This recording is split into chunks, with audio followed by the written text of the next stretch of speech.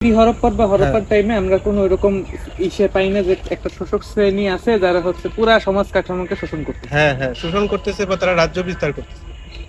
রাজ্য বিস্তারের কনসেপ্টটা ছিল মূলত আমাদের এখানে না, এটা ছিল ইউরোপ বা অন্যান্য যে জায়গাটা, তারাই এইভাবে সারা, কারণ তারা তো তাদের জীবনে কি আছে, তাদের জীবনে স্বয়ংসম্পূর্ণতার অভাব। ঠিক আছে, যেমন আপনি যদি ব্রিটেন যারা আছে তাদের পূর্বপুরুষদের কথা ভাবেন, ভাইকিংস, জিউটস, অ্যাঙ্গল সেক্সনস। ভাইকিংসরা ছিল জলদস্যু, তারা লুট করে তাদের স্বভাব ছিল। তো এই স্বভাবটা কিন্তু আমরা ব্রিটিশদের মধ্যে দেখেছি, তারা লুটই করেছে। এই মেকানিজমটা আপনাকে দেখতে হবে। আমাদের স্বভাবটা কি? আমাদের স্বভাবটা ছিল যে আমরা এখানে তো পরিপূর্ণ সবকিছুই পাচ্ছি। যেমন আপনার বাড়িতে যদি আপনি সবকিছু পান, আপনি কি বাইরে যাবেন, যাওয়ার প্রয়োজন মনে করবেন? আমরা কোনো জায়গায় কেন স্থির থাকি? কারণ এখানে আমি নিজেকে কি আমার আমার নিডস ফিল আপ করতে পারছি, তাই তো? এই জায়গায় মানুষ কেন স্থির ছিল? এই ভারত ভূমি যেটা ভারতবর্ষ, তো ভারত শব্দটা আমরা কেন ব্যবহার করি সেটা আপনাকে বুঝতে হবে। এই ভারত শব্দটা আর বর্তমান সময়ে যে ভারত, এটা কিন্তু এক শব্দ না। ঠিক আছে, তো এই আলাপগুলো এটাই হচ্ছে একটা জটিলতা বা সমস্যার জায়গা।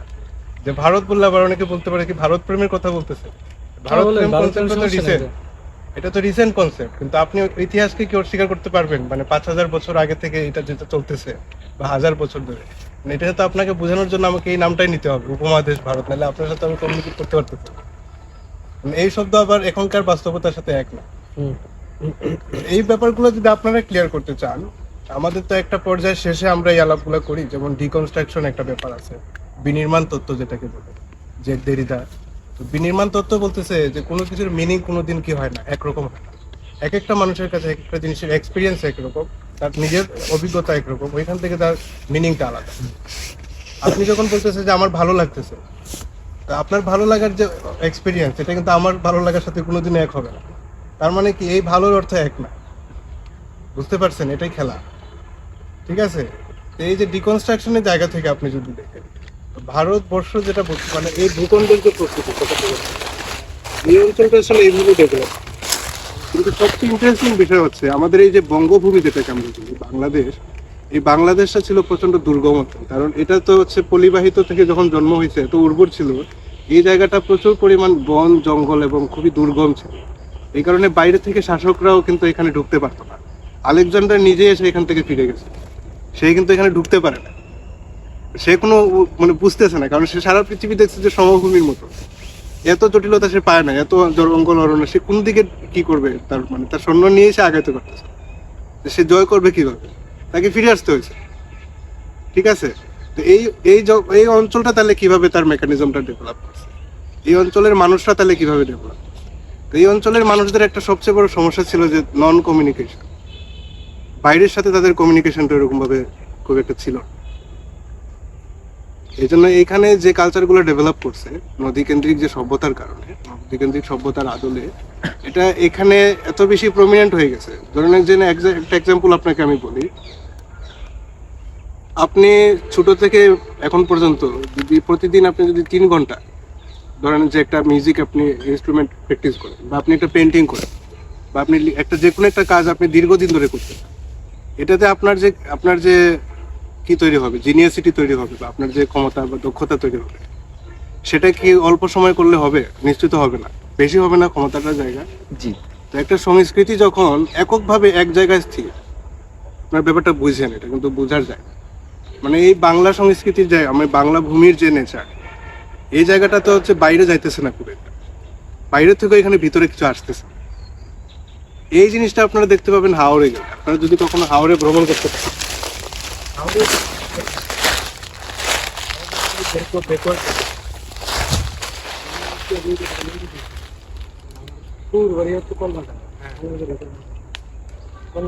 কেমন প্রত্যন্ত গ্রামে আমি যে কয়েকদিন আগে গেছি, আমার বিয়ে হয়েছে 53 বছর।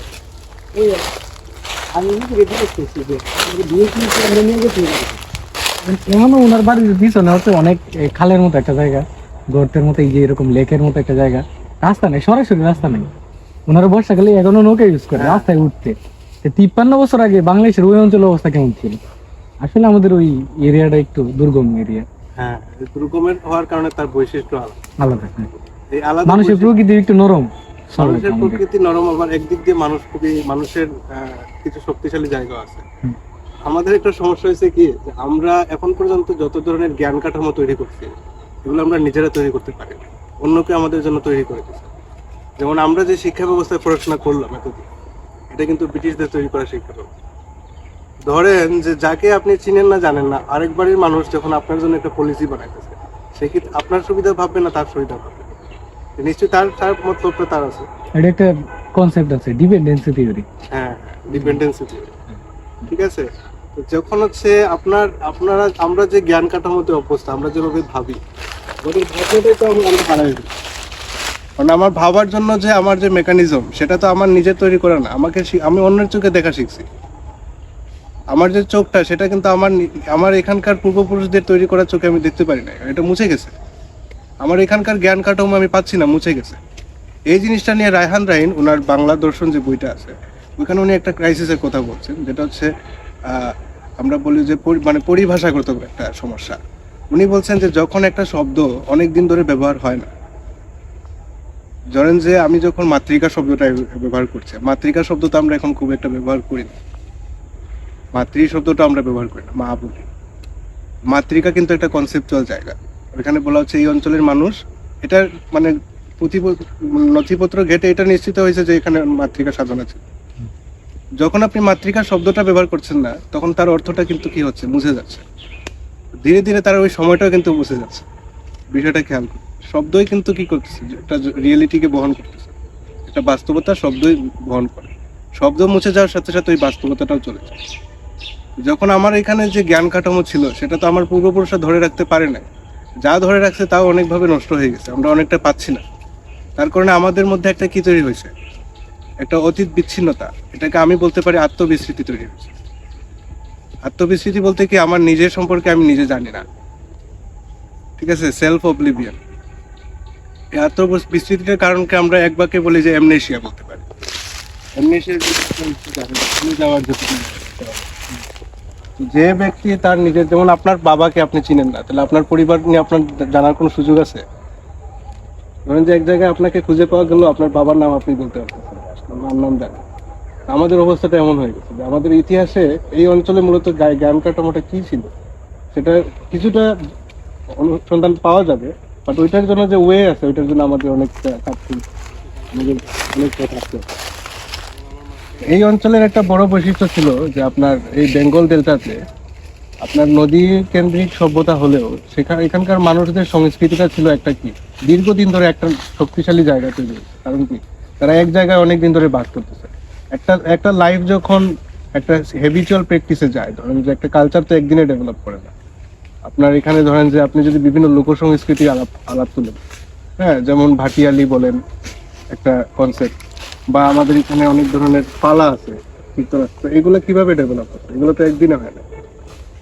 পুঁথি আছে, বিভিন্ন লোক কাহিনী আছে, এগুলো কিন্তু মানুষের মুখে মুখে ছড়াইছে, একদিনে ছড়ায় নাই। খনার বচন তো একদিনে ছড়ায়। খনা যে কয়জন ছিল সেটা আমরা জানি না, আসলে খনা কি একজন না কয়জন সেটা আমরা কিন্তু জানি না, কিন্তু খনার বচনটা কিন্তু আমরা পাচ্ছি। তো আমরা কিছু কিছু পাচ্ছি, কিছু পাচ্ছি না, এই জন্য পুরোটা জিনিস সম্পর্কে আমরা এখনো বুঝতে পারছি না। কিন্তু আমাদেরকে আবার এটা রিভাইভও করতে হবে। রিভাইভ না করলে কি হবে, আমি আমার গতি প্রকৃতিটা ঠিক করতে পারবো না, কারণ প্রত্যেকটা জায়গার তো একটা মেকানিজম আছে।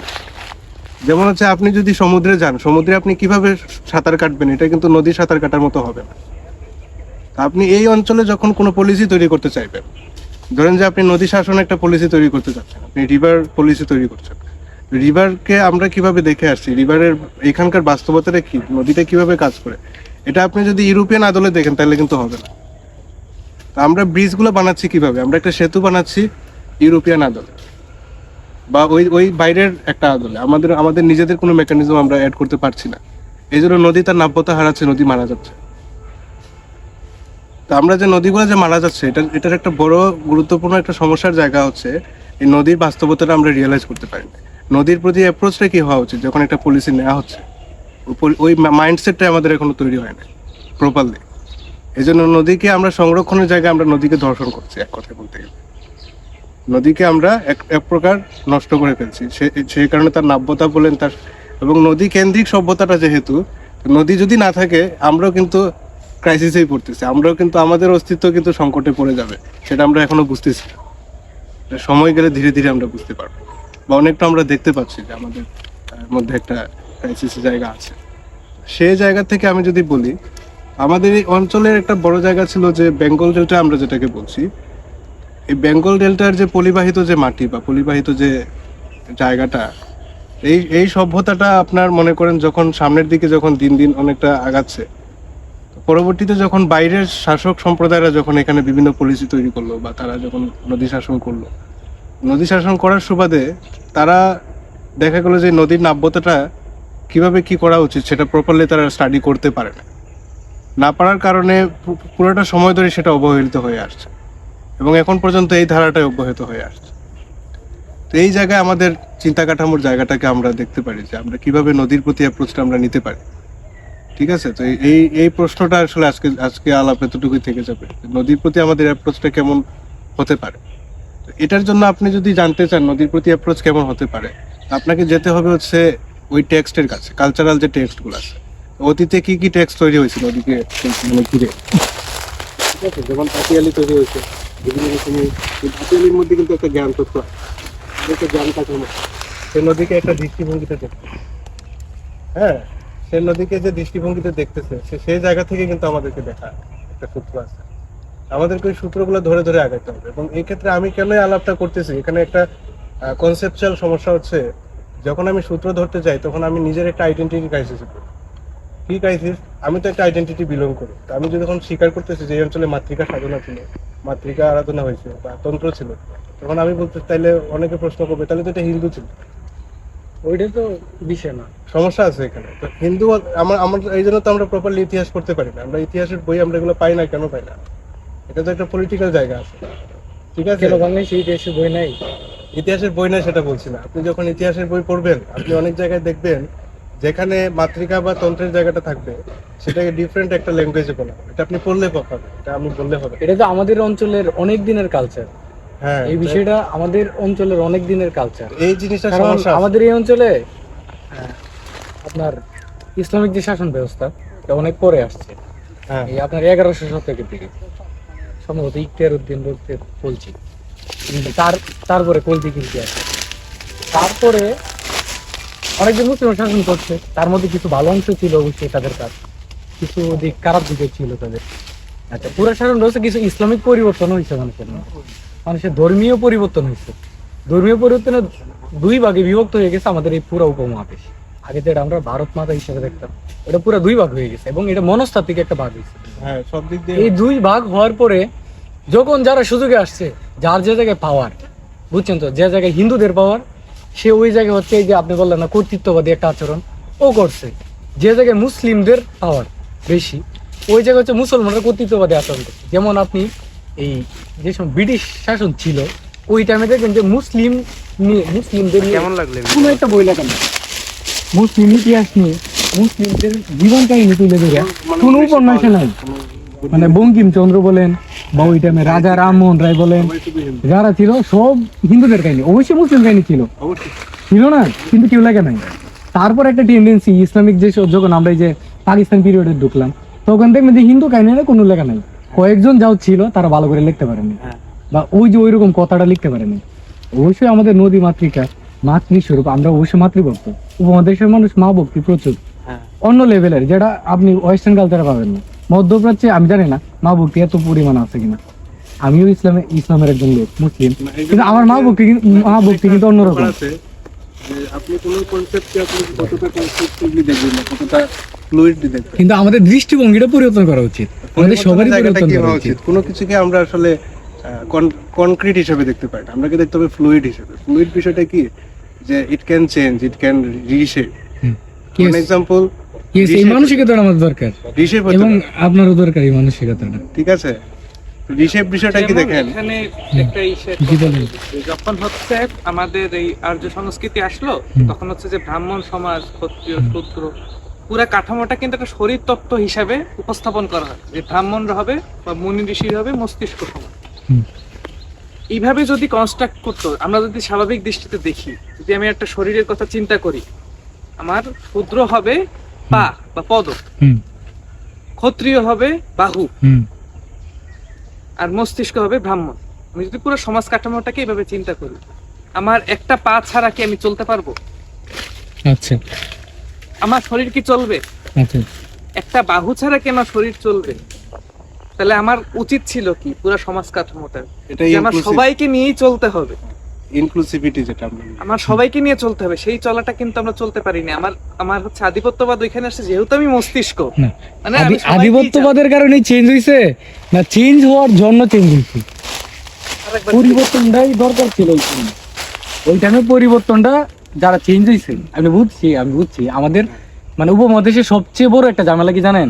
আমরা যখনই কথা বলতে যাই আমাদের একটা ক্লাস আছে মানে ক্লাসের না কারণে- ভাই, আমি একটু ফিলি কথা বলি। হ্যাঁ, হ্যাঁ, এটাই তো ঠিক আমাদের আছে, মূল এটা যে আমরা জায়গায় প্রশ্নে আলোচনা আমাদের ব্রেনে ঢুকে যায়, মূল ফ্ল্যাশের জায়গায় ঢুকে যায় হিন্দু মুসলিম দুই দিকে। এই যে আমি মুসলিম, আমার একটা টান একটু লাগে, ঠিক আছে, আমার মুসলমানের নিয়ে একটু কথা বলে লাগে, আমি ওই জায়গাটা আমি যুক্তি দাঁড় করাই। আপনার হিন্দু যখন এই একটা বিষয় আইসে পড়ে তখন আপনার হচ্ছে ওই জায়গাটা আপনি হয়তো হিন্দু, আমি মুসলমান। আচ্ছা ঠিক আছে, যাই হোক আপনার কথাবার্তা মনে হয়েছে আমার। এই যে- কিন্তু এই যে ওইরকম একটা বিষয় ঢুকে যায়, বা আপনি মুসলিম হইলেও মনে হয় না যে মানে ওই ভাবধারার, আমার কাছে মনে হয়েছে আর কি। আচ্ছা যাই হোক, এটা আপনার বিষয় তো ব্যক্তিগত, এই জায়গাটা ওই বিষয়ে আমার আমি কথা নাই। একটু বাট জানতে আমাদের যে চাই। ক্লেশের জায়গাটা, আমরা একটা কথা স্বাধীনভাবে বলতে পারি না। স্বাধীন But ওই বলার- time-এ- এই যে স্বাধীন বলার যে জায়গাটা, এই জন্য হচ্ছে এই যে আমি আপনাদেরকে শুরুতে যে বিষয়টা বলছিলাম, না কথা তো অবশ্যই বলতে হবে। হ্যাঁ, যে কোনো কনসেপ্টকে আপনি যদি একটা ক্যারেক্টার হিসেবে দেখেন, ধরেন যে আমার ভিতরে বাধার কনসেপ্টটা কিন্তু সবার ক্ষেত্রেই বাধতেছে। আপনি আচ্ছা এখন ভাই, আমি আরেকটু বলি, হ্যাঁ। আমার এখন মন চাইতেছে কথা বলতে। এখন বিষয়টা হচ্ছে মানে এই জায়গায় যে মুসলিমদের আগমন, ব্রিটিশদের আগমন, তারপর এই ওর বাসা আমি জানি না, এত ইতিহাস আমি পড়ছি না, আর্যদের আগমন, আর্যরা তো এই জায়গায় আসছে, আমরা তো আরিয়ান ছিলাম না, আমরা তো এই জায়গার একটা সাধারণ মানুষ উপমহাদেশে। ওই যে তাদের আগমন, এই আগমনগুলো আপনি কেমন চোখে দেখেন বলেন তো? মানে আপনার দৃষ্টিভঙ্গিতে কি এগুলা আধুনিকতা কিভাবে দেখি, আগমনটা আসলে কি? মানে এটা কি অনির্বার্য না অন্য কোনো কিছু?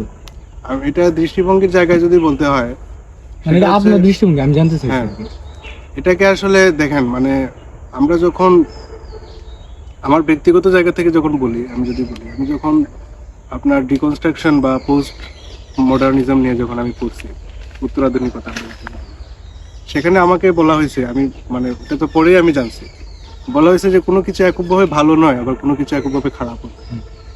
জি। মানে সাদাটা কখনো কারোর কাছে কালো হইতে পারে। তো যে ব্যক্তি বাইরে থেকে এখানে আসতেছে তার কাছে তো এটা তার একটা গৌরবের বিষয়। আলেকজান্ডার দ্য গ্রেট, এটা তার নামের সাথে কেন দ্য গ্রেট যুক্ত করা হলো? সে তো সারা পৃথিবীতে কি করতেছে? তার আধিপত্য বিস্তার করতেছে, সে আগ্রাসন করতেছে, আক্রমণ করতেছে, সব জায়গায় সে রাজ্য বিস্তার করতেছে। যদি একটা স্ট্যান্ডার্ডে ধরেন, একটা স্ট্যান্ডার্ড আছে। স্ট্যান্ডার্ড আপনি যেটা বলছেন যে কোনো কিছুই আমি বুঝতে পারছি আপনার না, কথাটা। আমি শেষ করি কথাটা। মানে ক্লেশের জায়গাটা কেন আসতেছে? ক্লেশের জায়গাটা এই কারণে আসতেছে, আমরা সবসময় একটা জিনিসকে বাইনারি হিসেবে দেখতে চাই, either good or bad, but there is something it is not good not bad, it is what it is. এই নেচারটা আমাকে ডিকোড করা। এই জন্য আমি দুইটা জায়গায় বলছিলাম, পরিবর্তন আর আগ্রাসনের মধ্যে কিন্তু একটা ব্যাপার আছে। যখন বাইরে থেকে কেউ আপনার রাজ্য বিস্তার করতে এখানে আসছে, সে যখন তার সবকিছু আপনার উপর চাপিয়ে দিচ্ছে এবং আপনি আপনার নিজস্বতা হারিয়ে ফেলছেন, সে তার মেকানিজম অনুযায়ী সবকিছু তৈরি করলো। আপনি দেখেন শাসকদের এখানে কিন্তু মুঘলরাও কিন্তু শাসন করে গেছে। মুঘলরা কি করছে? তারা কিন্তু সহ অবস্থান তৈরি করছে। এটা আপনি দেখবেন, তারা কিন্তু আমাদের উপর এত চাপিয়ে দেয়, ওইটা আমি যে স্বর্ণযুগ বলা হয় বাংলায়। মানে দমন নিপীড়নটা ছিল না। আমরা কেন কথা বলতে চাইতেছি না? এই যে আমরা এরকম একটা সময়ে বসার কামড় খেয়ে আমরা এখানে বসে কথা বলতেছি, কারণ কি আমরা এই জায়গাটায় ক্রাইসিস দেখতেছি যে শাসন করতে আসা মানে যে খারাপ, সেটা আমি দেখতেছি। মুঘলরাও শাসন করছে, ব্রিটিশরাও শাসন করছে, আবার দেখতেছি যে শাসন করতে না এসেও আমি দেখতেছি যে আমি ভালো থাকি না। কারণ আমি যদি ভালোই থাকতাম তো আমি যদি ঠিকই হইতাম, সবাই তো আমার এই যে শাসন করে চলে যেতে পারে, মানে আমার খাওয়া যেতে পারে না, কথা যদি আমার তো মায়েরা খাওয়া হয়ে গেছে। আমি তো এখন এই খাওয়া খাওয়া অবস্থায় আমি আবার নিজের প্রাণটা আছে দেখে আমি আবার ভাবতেছি কিভাবে নিজেকে রিকভার করা যায়। ঠিক আছে, তো এই যে চর্চার জায়গাটা কিন্তু চলবে, কোনটা ভালো কোনটা খারাপ, আমাকে দেখতে হবে আমার পারপাসটা আমি কোন দিকে নিচ্ছি, মানে আমার উদ্দেশ্যটা আমি কোন দিকে নিচ্ছি। ভাই আমার কাছে মনে হয়, বুঝছেন, মানে এটা আমার একান্ত ব্যক্তিগত দৃষ্টিভঙ্গি, মানে আমার কাছে মনে হয় আমাদের এই উপমহাদেশের সবচেয়ে যে লেগ বলে না, আমাদের ইকোনমিক্সের ভাষায় একটা লেগ আছে কথা, মানে এই যে পায়ে শিকল পরা অবস্থা আর কি, এটা হচ্ছে আমাদের উপমহাদেশের ধর্মটা। আমাদের ইথিক্যাল বেস খুবই দুর্বল, এই উপমহাদেশে আপনি হিন্দু বলেন মুসলিম বলেন যত যে ধর্মীয় গুরুই আছে, কিছু মানুষ আছে হ্যাঁ ভালো, অবশ্যই ভালো, ইথিক্যাল বেস অনেক ভালো, বাট এই যে ধর্ম আমরা বলি না ইথিক্সের কাজ করে, আমাদের উপমহাদেশে কোনো এই যে আপনি হিন্দুরা ধর্ম হিসেবে মানলে মুসলিমরা ধর্ম হিসেবে মানলে ওইগুলো আর ইথিক্সের কাজে লাগতেছে না, কারণ মানুষের ইথিক্সটা ওই ধর্ম আর মানে ওই ভয়টার কাজে লাগতেছে না ইথিক্সের জায়গায় গিয়ে, কারণ আমরা যা করা তা করতেছি। আপনি যদি ধর্মের দিকে যান, হিন্দু ধর্মে যান, নদী যদি মাথা হয় তাহলে এই যে নদীর মধ্যে যে ময়লা আবর্জনা ফেলতেছে একজন ইন্ডাস্ট্রিয়ালিস্ট, অবশ্যই সে হিন্দু, ভারতে আছে অবশ্যই। আচ্ছা ও যদি আসলে মাতৃস্বরূপ তুলনা মানে ও তো ওর ধর্মই মানে না, তাহলে আমাদের ধর্মটা আসলে আমাদের উপমহাদেশে কোনো কাজে লাগে না। বা সবচেয়ে বড় যে জায়গায় কাজে লাগে আমাদের ধর্মটা, এটা হচ্ছে আমরা শৃঙ্খলে বাঁধা, পিছনে কতটাই না ধরতে পারবো, এটা আমাদের ধর্ম খুব ভালো পারে। আমাদের উপমহাদেশ এটা হিন্দু হোক মুসলিম ধর্ম হোক, এই দুইটা ধর্মেই না ভালো বাঁধা পারে। আমাদের জিনিস হইতেছে আমার পাটা কোথায় বাঁধা সেটা তো আমাকে আইডেন্টিফাই করার জন্য আমার কোথায় দরকার। আমি একটা সাইকোলজিস্টের একটা আলাপ বলি, উনি বলতেছে আমার লাইফের যত প্রবলেম আছে এটাকে আমি যদি বারবার ভাবতে থাকি, আমার প্রবলেমটা একটা সূক্ষ্ম একটা পয়েন্ট খুঁজে পাই, তখন আমার প্রবলেমটা খুব ছোট হয়ে যায়।